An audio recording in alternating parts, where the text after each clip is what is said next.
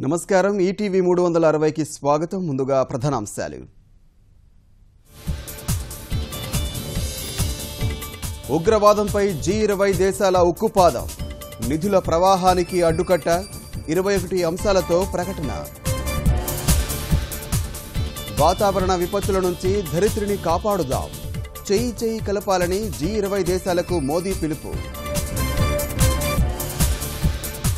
అణు వాణిజ్య నిరోధ ఒప్పందానికి ఐరాస ఆమోదం, సమావేశానికి హాజరు కాని భారత్ సహా 9 పెద్ద దేశాలు.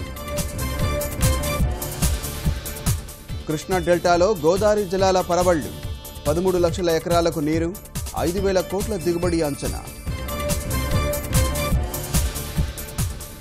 ఎంఆర్పీఎస్ ఆందోళనల హోరుతో రగిలిన రాజధాని, మందకృష్ణ అరెస్టు, అనుమతి నిరాకరణపై హైకోర్టు నిలదీత. 2019 ఎన్నికల లక్ష్యంగా నేటి నుంచి వైకాపా ప్లీనరీ, సభలకే రాష్ట్రం గుర్తుకు వస్తుందా అని అధికార పక్షం నిలదీత. జీఎస్టీతో ఇబ్బందులొస్తే కేంద్రంతో పోరాడుతాం, భయం వద్దని వ్యాపారులకు యనమల భరోసా.